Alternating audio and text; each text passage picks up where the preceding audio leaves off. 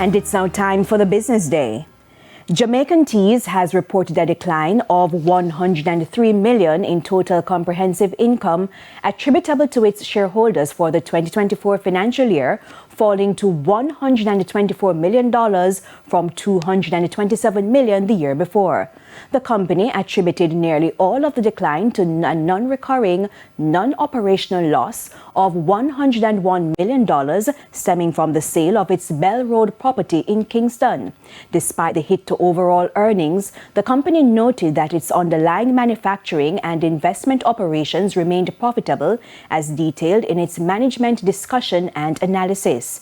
As part of its corporate restructuring, Jamaican Tees relocated its factory to Temple Hall, St. Andrew, a move that provides greater space and future expansion capacity.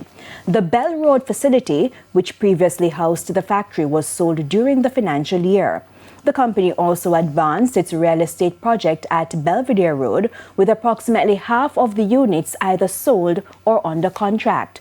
However, in a strategic pivot, the board of directors has decided to exit the real estate development business entirely, signaling a sharper focus on its core operations moving forward. An assurance from Prime Minister Dr. Andrew Holness this evening that the government is doing what is necessary to address crime and position Jamaica as a safe business destination. However, he said the challenge is getting more Jamaicans to join the labor force. He was at business leaders' opening at the Jamaica Packaging Industries factory in St. Andrew on Tuesday. Kelisha Williams has that story.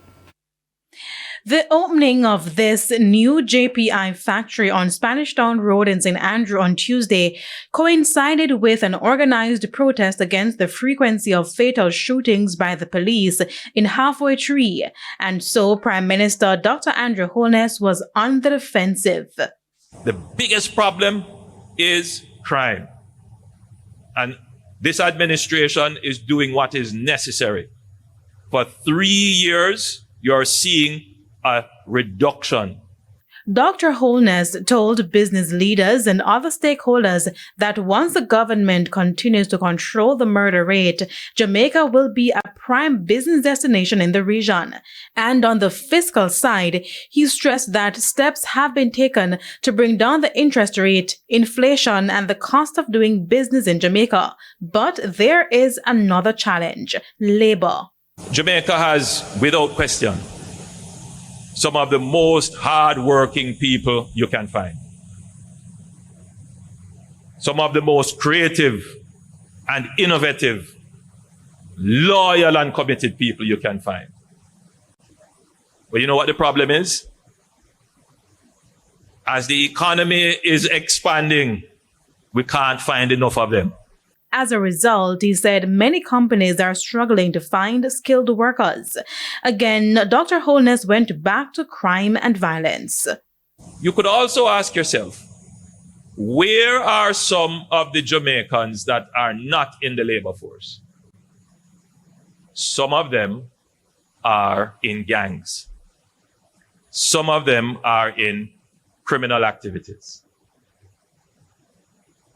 And so the strategy of the government is to make crime an unprofitable endeavor. Kelisha Williams, TVJ News. To the stock market now, the JSE index declined by 3,393 points, while the junior market index declined by 43 points. 34 stocks advanced, led by JPS 7%, Elite Diagnostic, G West Corporation, JFP, and Regency Petroleum. There were 46 stocks that declined, including Paramount Trading, Indus Pharma, Mailpack Group, 138 Student Living Variable Preference Shares, and MFS Capital Partners. 24 stocks traded firm. The Jamaican dollar rebounded somewhat in foreign exchange trading today. The US dollar is being sold for an average of $159.52.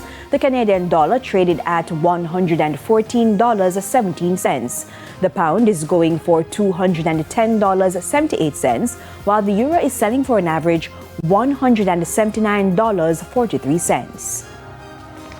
And that's it for the Business Day. Regional and international stories are next.